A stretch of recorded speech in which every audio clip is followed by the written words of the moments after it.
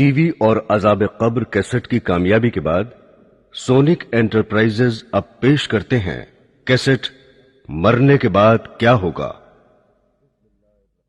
بسم اللہ الرحمن الرحیم۔ برادران اسلام، السلام علیکم۔ موت کے بعد سے قیامت قائم ہونے تک ہر شخص پر جو زمانہ گزرتا ہے اس کو برزخ کہا جاتا ہے۔ برزخ کے لغوی معنی پردہ اور آڑ کے ہیں۔ چونکہ یہ زمانہ دنیا اور آخرت کے درمیان ایک آڑ ہوتا ہے، اس لیے اسے برزخ کہتے ہیں۔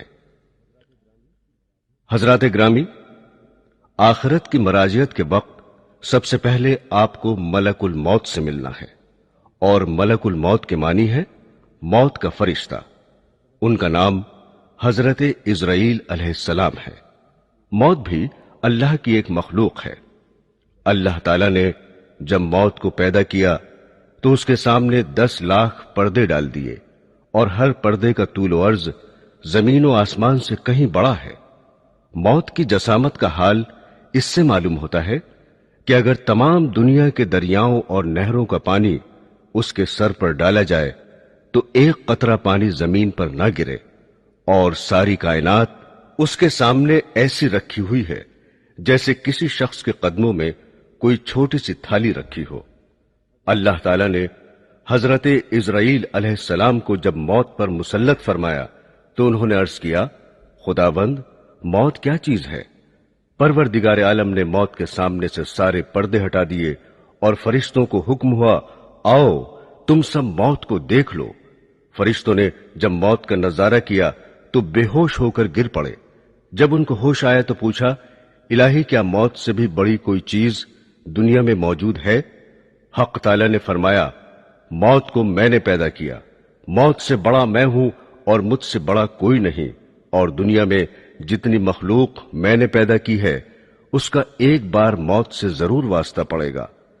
حق تبارک و تعالیٰ کی عطا کی ہوئی خصوصی طاقت سے حضرت عزرائیل نے موت کو پکڑ کر اپنے ہاتھ پر بٹھا لیا، اور اسی کے ذریعے وہ جانداروں کی روح قبض کرتے ہیں۔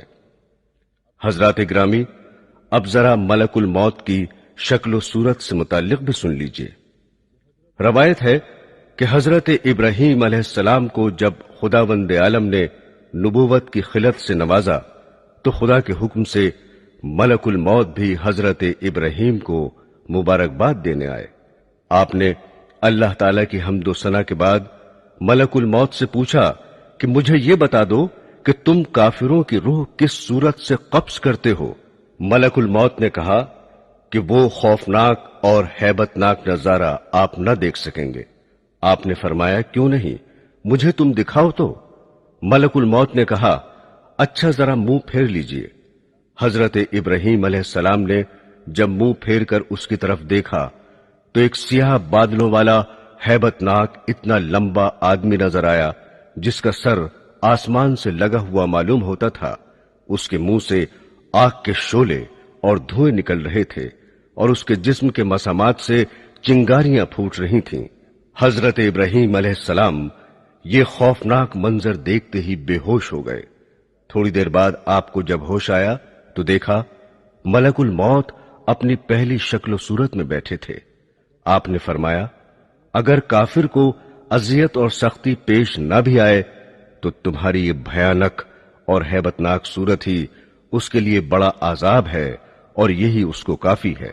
اس کے بعد حضرت ابراہیم علیہ السلام نے فرمایا کہ اب ذرا مومن کی قبض روح کا بھی نظارہ دکھا۔ ملک الموت کے کہنے پر آپ نے منہ پھیر کر دیکھا تو سامنے نہایت حسین اور خوبصورت اور خوش وضع اور بہترین ملبوس میں خوشبودار نوجوان بیٹھا تھا۔ آپ نے فرمایا، اگر مومن کو کرامت اور بزرگی حاصل نہ بھی ہو تو تمہاری حسین و جمیل دل پذیر جاں فضا صورت ہی کافی ہے کہ یہ دیکھتے ہی روح اس پر فدا ہو جائے۔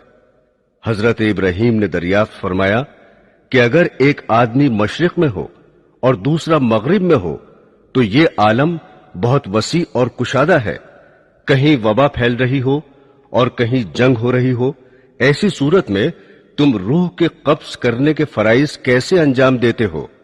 ملک الموت نے جواب دیا کہ جب ایسے مواقع پیش ہوتے ہیں تو میں اللہ کے حکم سے ارواح کو بلاتا ہوں اور وہ میری 2 انگلیوں کے درمیان آ کر جمع ہو جاتی ہیں اور میرے روبرو تمام زمین اس طرح سمٹ کر آ جاتی ہے جس طرح کسی آدمی کے سامنے تشت رکھ دی جائے اور وہ جو چیز چاہے اٹھا لے اور جسے چاہے چھوڑ دے۔ مجھے روح قبض کرنے میں کوئی دشواری اور مشکل نہیں۔ روایت ہے کہ بعض انبیاء نے موت سے کہا کہ لوگوں کو تو اپنی آمد کی اطلاع پہلے سے کیوں نہیں دیتی؟ اس نے جواب دیا کہ میری آمد سے پہلے میرے قاصد میرا پیغام پہنچا دیتے ہیں۔ حادثات و انقلابات، بڑھاپا، بالوں کی سفیدی، بیماری، بصارت کی کمزوری وغیرہ میرے قاصد ہی تو ہیں، مگر لوگوں کو پھر بھی ہوش نہیں آتا اور وہ غفلت کے پردے میں رہتے ہیں۔ بھائی اور بہنوں، اب ذرا ملاحظہ کیجئے کہ ملک الموت کے معاونین کون کون ہیں۔ ربیع بن انس رضی اللہ تعالی عنہ سے کسی شخص نے پوچھا کہ کیا ملک الموت تنہا روح قبض کر لیتا ہے؟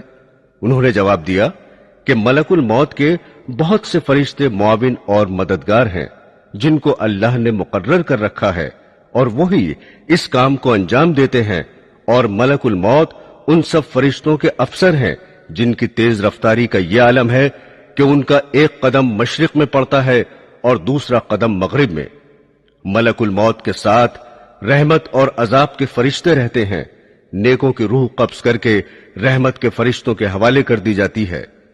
حضرت انس سے روایت ہے کہ سرور کائنات حضور صلی اللہ علیہ وسلم نے فرمایا کہ موت کے وقت میت کو چاروں طرف سے فرشتے گھیرے اور جکڑے رہتے ہیں۔ اگر وہ ایسا نہ کرتے تو مرنے والے موت کی سختی اور شدت تکلیف سے جنگلوں میں بھاگے بھاگے پھرتے، اور نیک بندے کی میت پر فرشتے دعا اور استغفار اس وقت تک کرتے رہتے ہیں جب تک اس کے متعلقین تکفین و تدفین سے فارغ نہیں ہو جاتے۔ اس طرح ملک الموت کے ساتھ بہت سے فرشتے رہتے ہیں۔ حضرت سلیمان نے ملک الموت سے پوچھا کہ تم لوگوں کے ساتھ انصاف کیوں نہیں کرتے؟ کسی کی روح تو فوری طور پر قبض کر لیتے ہو اور اسے جلد سے جلد تر اس دنیا سے منتقل کر دیتے ہو، اور کسی کو تکلیفوں اور اذیتوں میں اس طرح الجھاتے ہو کہ وہ لاچار اور مجبور پڑا تڑپا کرتا ہے۔ ملک الموت نے کہا کہ یہ بات میرے قبضے اور اختیار میں نہیں ہے، ہر ایک کے نام کا ایک صحیفہ مجھے ملتا ہے، جیسا حکم ہوتا ہے بجا لاتا ہوں۔ روایت ہے کہ شعبان کے مہینے میں ملک الموت کو ایک کاغذ دیا جاتا ہے، اس میں ان تمام لوگوں کے نام لکھے رہتے ہیں جن کی روح قبض کرنے اس سال ان کے ذمے ہوتا ہے، مگر دنیا کے لوگ اپنی آرائش اور آسائش کے کاموں میں مصروف رہتے ہیں۔ دولت کی فراہمی، مکان کی تعمیر، کھیتی باڑی، شادی بیاہ، غرض کے طرح طرح کی تیاریاں کرتے ہیں، اور وہ بالکل نہیں جانتے کہ اس سال ان سے دنیا چھوٹ جائے گی۔ حالانکہ ان کا نام ملک الموت کے کاغذ میں تحریر ہوتا ہے، اور ملک الموت روزانہ ہر مکان میں 3 مرتبہ اس لیے جاتے ہیں کہ جس شخص کی مدت پوری ہو چکی ہے اس کی روح قبض کر لی جائے۔ پس جب یہ کسی کی جان لیتے ہیں تو مرنے والے کے متعلقین رونا چلانا شروع کر دیتے ہیں۔ اس وقت ملک الموت دروازے کا بازو پکڑ کر کہتے ہیں کہ بخدا میں نے کوئی زیادتی نہیں کی، نہ میں نے اس کی روزی چھینی ہے اور نہ میں نے وقت سے پہلے اس کی روح قبض کی ہے۔ اس کا وقت پورا ہو چکا ہے، میں نے اللہ کے حکم کی تعمیل کی اور اپنا فرض ادا کیا۔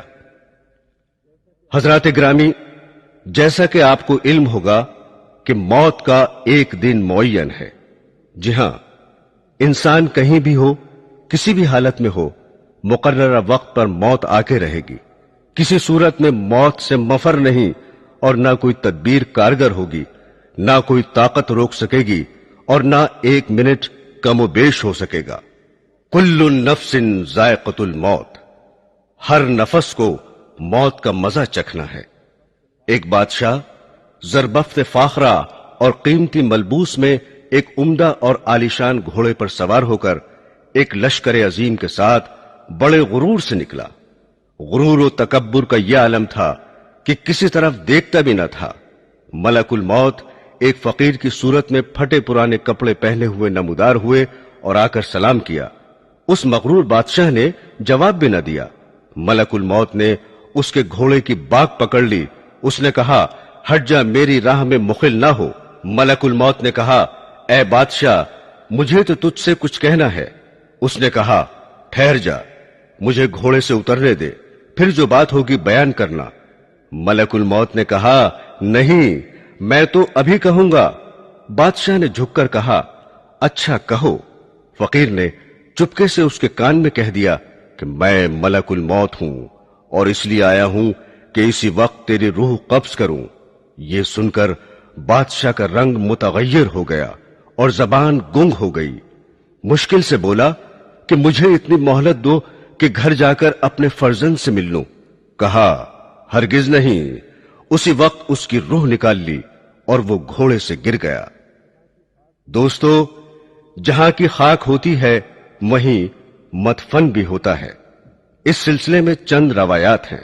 एक रवायत के मुताबिक हजरत अब्दुल्ला इब्न उमर रजी अल्लाह ताला अन्हु फरमाते हैं कि मदीना मुनव्वरा में एक हबशी का इंतकाल हुआ तो सरवरे कायनात हुजूर सल्लल्लाहु अलैहि वसल्लम ने फरमाया कि देखो, यह हबशी मदीने की मिट्टी से पैदा हुआ था और मदीने में ही वफात पाई।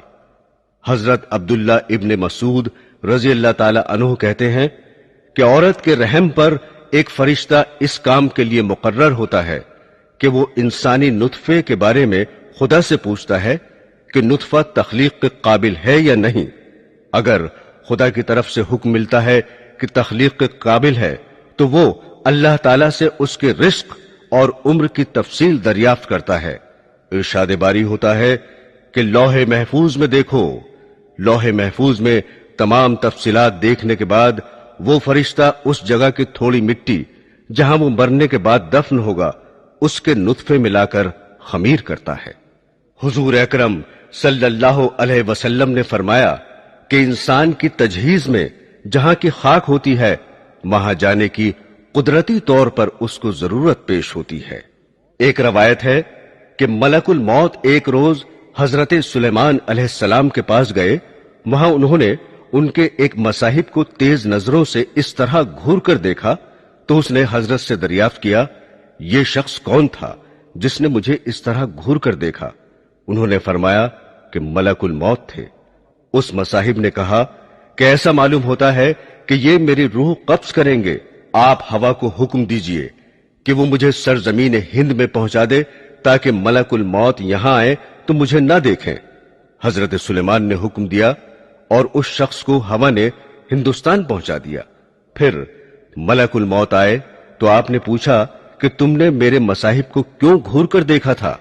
मलकुल मौत ने कहा कि हजरत, मुझे अल्लाह ताला की तरफ से हुक्म हुआ था कि इसी घड़ी हिंदुस्तान में उस शख्स की रूह कब्ज करूं। वो यहां आपके पास बैठा हुआ था। मैंने उसे देखकर सोचा कि ये हिंदुस्तान इतनी जल्दी कैसे पहुंचेगा, लेकिन जब मैं वहां गया तो उसे भी वहीं पाया और मैंने उसकी रूह कब्ज की। हजरात ग्रामी, बाज औकात ऐसा होता है कि इंसान की वफात कहीं होती है और किसी दूसरे मकाम पर दफन होता है, मगर जहां की मिट्टी होगी वहीं दफन होगा। मसलन इस दौर का एक मशहूर वाकया यही समझने के लिए काफी है कि रईसुल अहरार हजरत मौलाना मोहम्मद अली रहमतुल्लाह अलैह की वफात लंदन में वाक़ हुई और आप बैतुल मुक़द्दस में मदफून हुए। इसी तरह की बहुत सी मिसालें मिलेंगी। और जो लोग दरिया में बहा दिए जाते हैं या जला दिए जाते हैं, परवरदिगार आलम उनके मस्ख और बिखरे हुए जर्रात को जमा करने की कुदरत रखता है और मुमकिन है कि वो जर्रात जमीन के सुपुर्द कर दिए जाते हों। हजरात ग्रामी, जांकनी की तकलीफ और अजियत इंसान अपनी आंखों से देखता है कि मरने वाला कितनी सख्तियों में मुब्तला रहता है, फिर भी लोग गफलत में पड़े रहते हैं। अगर जरा भी समझ से काम लें तो यही उनकी इबरत के लिए काफी है। उलमाए रब्बानी इस बात पर मुत्तफिक हैं कि जांकनी से ज्यादा संगीन कोई दर्द नहीं है। अगर इंसान के जिस्म के टुकड़े कर दिए जाएं, फिर भी सकरात मौत की अजियत और तकलीफ के सामने हेच है। شداد ابن اوس سے روایت ہے کہ اگر کوئی شخص آرے سے چیرا جائے یا دیگ میں بند کر کے پکایا جائے، جاں کنی میں اس سے بھی زیادہ تکلیف ہوتی ہے۔ ایک اور روایت ہے کہ کسی نے رسول کریم صلی اللہ علیہ وسلم سے سوال کیا کہ سکرات موت کی تکلیف کیسی ہوتی ہے؟ آپ نے فرمایا کہ آسان موت ایسی ہے جیسے خاردار شاہ کو ریشم میں ڈال کر کھینچنے سے کانٹے کے ساتھ ریشم ٹکڑے ٹکڑے ہو کر نکلتا ہے۔ شمائل ترمذی میں ہے کہ سرور کائنات صلی اللہ علیہ وسلم کو نزائے روح کے وقت اتنی سخت تکلیف گزری کہ حضرت فاطمہ الزہرا رضی اللہ تعالی عنہ دیکھ کر رونے لگی۔ حضور نے فرمایا کہ ایسی تکلیف کبھی نہیں ہوئی تھی۔ رسول اللہ صلی اللہ علیہ وسلم جاں کنی کے وقت فرماتے تھے، اے اللہ تو محمد پر سکرات موت کو آسان کر دے۔ حضور اکرم سرور کائنات صلی اللہ علیہ وسلم نے فرمایا، نزع کی تکلیف بندہ مومن کے لیے گناہوں کا کفارہ بن جاتی ہے، اور کافر کو موت کے وقت ہی اس کے نیک عمل کی جزا دے دی جاتی ہے۔ اور حضرت عیسیٰ علیہ السلام فرماتے ہیں، اے حواریو، میرے لیے دعا کرو کہ اللہ تعالیٰ موت کی سختیاں مجھ پر آسان کر دے۔ میں موت سے اتنا ڈرتا ہوں کہ خوف کے مارے مرا جاتا ہوں۔ حدیث شریف میں یہ بھی وارد ہے کہ حضرت موسیٰ علیہ السلام کی وفات کا وقت قریب آیا تو حق تعالیٰ نے ان سے پوچھا کہ جاں کنی میں تم نے اپنے آپ کو کیسا پایا؟ عرض کیا کہ زندہ مرغ کے مثل کہ اسے بھونے تو نہ وہ اڑ سکے نہ مر سکے کہ کہیں نجات پائے۔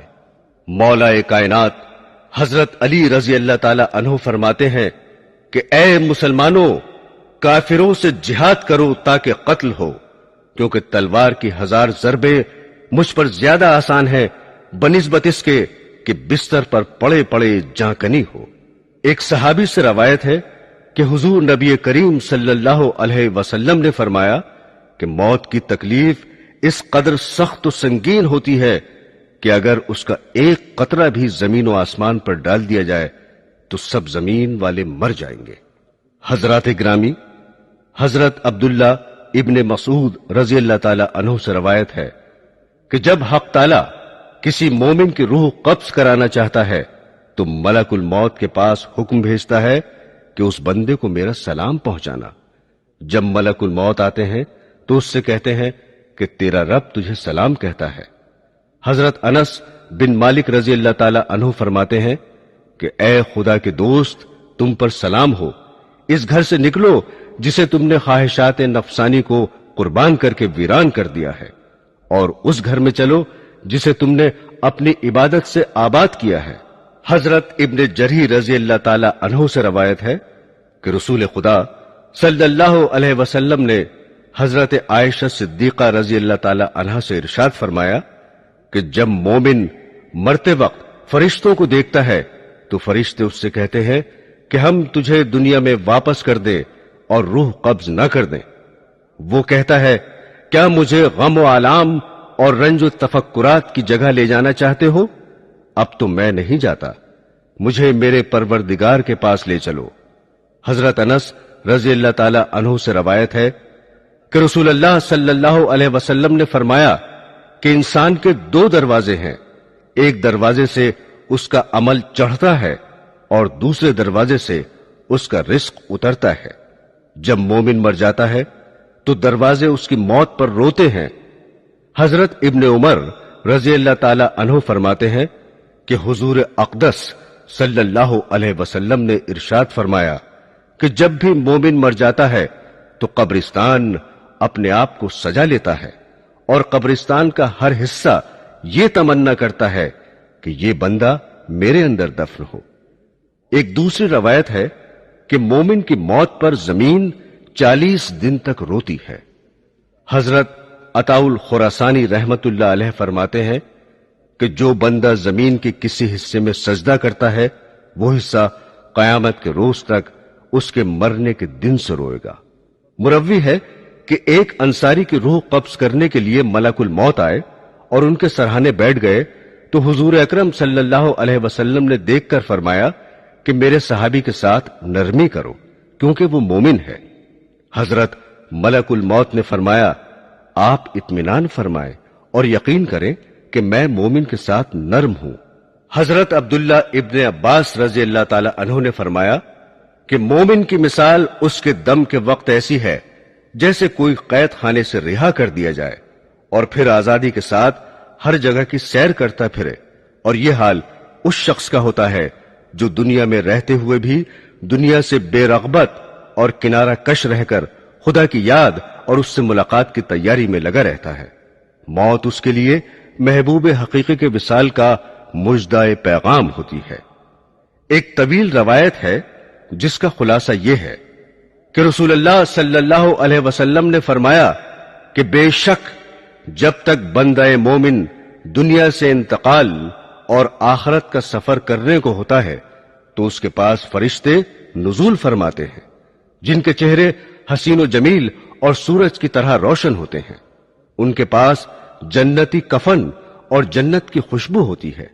یہ فرشتے اس قدر ہوتے ہیں کہ جہاں تک اس کی نظر پہنچے فرشتے بیٹھے ہوئے نظر آتے ہیں اور اسے گھیرے رہتے ہیں، اور حضرت ملک الموت تشریف لاتے ہیں اور اس کے سرانے بیٹھ جاتے ہیں اور فرماتے ہیں اے پاکیزہ روح، اللہ کی مغفرت اور خوشنودی کی طرف نکل کر چل۔ چنانچہ اس کی روح اس طرح سہولت اور آسانی سے نکل آتی ہے جیسے مشکیزے میں سے پانی کا قطرہ بہتا ہوا باہر آ جاتا ہے۔ پس اسے حضرت ملک الموت لے لیتے ہیں، اور دوسرے فرشتے جو وہاں دور تک بیٹھے رہتے ہیں پل بھر بھی ان کا ساتھ نہیں چھوڑتے، اور اسے لے کر اس کو جنتی کفن اور خوشبو میں رکھ کر آسمان کی طرف چل دیتے ہیں۔ اس خوشبو کے متعلق حضور صلی اللہ علیہ وسلم کا ارشاد ہے کہ زمین پر جو بھی عمدہ سے عمدہ خوشبو مشک کی پائی گئی ہے ویسی ہی خوشبو ہوتی ہے۔ پھر فرمایا کہ اس روح کو لے کر فرشتے آسمان کی طرف چڑھنے لگتے ہیں، اور فرشتوں کی جس جماعت میں بھی ان کا گزر ہوتا ہے وہ کہتے ہیں واہ کیا اچھی خوشبو ہے۔ یہ فرشتے میت کا نام تعظیم و تکریم سے لے کر اس کا تعارف کراتے ہیں، یہاں تک کہ پہلے آسمان پر پہنچ جاتے ہیں اور آسمان کا دروازہ کھلواتے ہیں۔ چنانچہ دروازہ کھول دیا جاتا ہے اور وہ اس طرح روح کو لے کر اوپر چلے جاتے ہیں حتیٰ کہ 7ویں آسمان تک پہنچ جاتے ہیں۔ ہر آسمان کے فرشتے اسے دوسرے آسمان تک رخصت کرتے ہیں، اور جب 7ویں آسمان پر پہنچ جاتے ہیں تو اللہ کا حکم ہوتا ہے کہ میرے بندے کا نام علیین میں لکھ دو، اور اب زمین پر ہی اسے لوٹا رہا ہوں اور زمین ہی سے قیامت کے دن دوبارہ زندہ کروں گا۔ اس کے بعد یہ روح زمین پر واپس آ جاتی ہے اور میت کے جسم میں داخل کر دی جاتی ہے۔ اس کے بعد 2 فرشتے قبر میں اس کو بٹھا کر سوال کرتے ہیں تیرا رب کون ہے، تیرا دین کیا ہے؟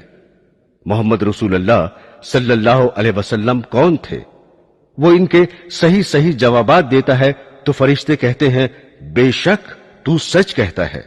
اس کے بعد اللہ کی طرف سے ندا آتی ہے میرے بندے کے لیے جنت کا فرش بچھا دو، اس کو جنت کا لباس پہنا دو، اور اس کے لیے جنت کا دروازہ کھلتے ہی روح پرور ہوا اور خوشبو آنے لگتی ہے، اور قبر کو حد نظر تک کشادہ کر دیا جاتا ہے، اور اس کے بعد میت کے نیک اعمال ایک حسین اور خوبصورت شخص کی شکل میں آتے ہیں اور میت سے اس کی رفاقت کا وعدہ کرتے ہیں اور خوشی کی بشارت دیتے ہیں۔ برادران اسلام، اسی روایت میں یہ بھی ہے کہ کافر کی موت کے وقت سیاہ چہروں والے فرشتے آسمان سے آ کر اس کے ارد گرد بیٹھ جاتے ہیں اور اس کو تا حد نظر دکھائی دیتے ہیں۔ اس کے بعد ملک الموت میت کے سرہانے بیٹھ کر کہتے ہیں اے خبیث روح، اللہ کی ناراضگی اور غضب کی طرف نکل کے چل۔ یہ سنتے ہی روح خوف و ہراس سے سارے بدن میں دوڑنے لگتی ہے، مگر طرح طرح کی سختی سے اس کی روح زبردستی جسم سے نکال لی جاتی ہے، اور وہ فرشتے اس کی روح کو ٹاٹ میں لپیٹ لیتے ہیں۔ اس وقت اس روح میں مردار سڑے ہوئے جانور کی بدبو پھوٹنے لگتی ہے۔ فرشتے اس کو لے کر آسمان کی طرف پرواز کرتے ہیں اور وہ دروازہ کھلوانا چاہتے ہیں مگر آسمان کا دروازہ نہیں کھلتا۔ حکم ہوتا ہے کہ اس کا نام سجین میں لکھ دو۔ اس کے بعد یہ روح زمین پر پھینک دی جاتی ہے اور جسم میں داخل کر کے فرشتے سوال کرتے ہیں تیرا رب کون ہے؟ وہ جواب دیتا ہے مجھے معلوم نہیں۔ پھر پوچھتے ہیں تیرا دین کیا ہے؟ وہ لا علمی ظاہر کرتا ہے۔ پھر حضور محمد صلی اللہ علیہ وسلم کے متعلق سوال کرتے ہیں، وہ یہی جواب دیتا ہے کہ مجھے معلوم نہیں۔ اس وقت خدا کی طرف سے ندا آتی ہے میرے بندے نے جو کچھ کہا بالکل جھوٹ کہا، اس کے نیچے آگ کا بستر بچھا دو اور دوزخ کا ایک دروازہ کھول دو۔ دروازہ کھلتے ہی دوزخ کی گرمی اور آگ کے شعلے لپکنے شروع ہو جاتے ہیں۔ پھر اس کو قبر اس زور سے دبوچتی ہے کہ ادھر کی پسلیاں ادھر اور ادھر کی پسلیاں ادھر ہو جاتی ہیں۔ پھر اس کے اعمال بد ایک ایسی بد شکل صورت میں آتے ہیں کہ اس کے جسم سے بدبو آتی ہے اور اس کو عذاب اور مصیبت کی خبر سناتے ہیں۔ سامعین گرامی، روح قبض ہونے سے پہلے میت کے سامنے اس کے اچھے اور برے اعمال پیش کیے جاتے ہیں۔ نیک عمل کو دیکھ کر اس کو خوشی اور مسرت ہوتی ہے اور برے اعمال کو دیکھ کر سخت رنج و الم میں مبتلا ہو جاتا ہے۔ اور حدیث شریف میں وارد ہے کہ انسان کی موت کے وقت شیطان سرہانے آ کر بیٹھ جاتا ہے اور مرنے والے سے کہتا ہے اگر تو اس سختی اور اذیت سے نجات چاہتا ہے تو ایک مرتبہ زبان سے کہہ دے کہ معاذ اللہ خدا ایک نہیں دو ہیں۔ وقت مرگ مرنے والے کا کلیجہ جلتا ہے اور اس کو پیاس کی شدت ہوتی ہے۔ شیطان کہتا ہے اگر تجھے پانی پینا ہے تو زبان سے اقرار کر لے کہ اس دنیا کا پیدا کرنے والا کوئی نہیں ہے۔ پس اگر مرنے والا صاحب ایمان اور سعادت مند ہوتا ہے تو شیطان کو دھتکار دیتا ہے۔ اس کے بعد شیطان پیروں کی طرف آ کے کھڑا ہوتا ہے اور پانی سے بھرا ہوا پیالہ نچا نچا کر کہتا ہے کہ میری بات مان لے، میں تجھے پانی پلاؤں گا، بس اتنی سی بات کہہ لے کہ میں رسول اللہ کو نہیں مانتا۔ یہ اتنا سخت امتحان کا وقت ہوتا ہے کہ اگر مرنے والا با ایمان ہے تو شیطان کا کہاں نہیں مانتا، اور اگر وہ ارباب شقاوت اور بدبختوں میں سے ہے تو شیطان کے ہاتھ سے پانی کا پیالہ پی کر جہنم کا مستحق بن جاتا ہے۔ روایت ہے کہ جس وقت ابو زکریا زاہد کی موت کا وقت قریب آیا اور جانکنی کا عالم ہوا تو حضرت عائشہ صدیقہ رضی اللہ تعالی عنہ ان کے پاس گئیں اور ان کو کلمہ شہادت کی تلقین فرمائی تو انہوں نے کلمہ سن کر منہ پھیر لیا۔ اسی طرح دوسری بار بھی کلمہ سن کر منہ پھیر لیا اور تیسری بار سن کر صاف انکار کیا کہ میں نہیں کہوں گا۔ ام المومنین حضرت عائشہ صدیقہ رضی اللہ تعالی عنہ کو اتنا صدمہ ہوا کہ آپ بے ہوش ہو گئی۔ کچھ دیر بعد آپ کو ہوش آیا تو ابو زکریا زاہد کو بھی افاقہ ہوا اور ان کے حواس کچھ بجا ہوئے۔ پوچھا تم لوگوں نے مجھ سے کیا کہا تھا؟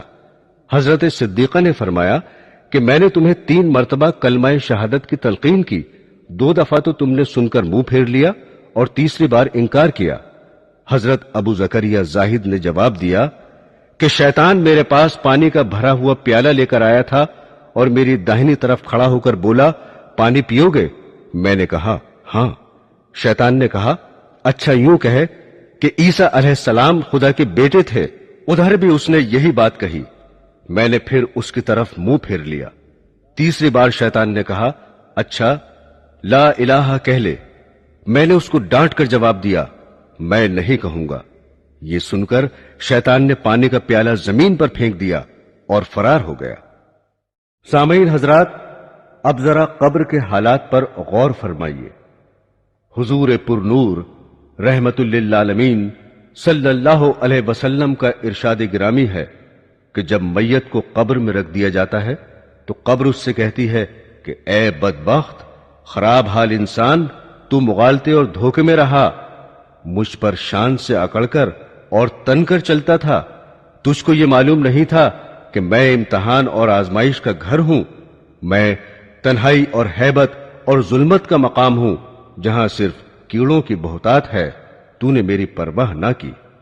پس اگر مرنے والا نیک ہوتا ہے تو اس کی طرف سے کوئی جواب دینے والا کہتا ہے کہ اے قبر تو دیکھتی نہیں کہ یہ اچھی باتوں کا حکم کرتا تھا اور لوگوں کو بری باتوں سے روکتا تھا. پھر قبر یہ سن کر کہتی ہے اچھا یہ اگر ایسا تھا تو اس کے لیے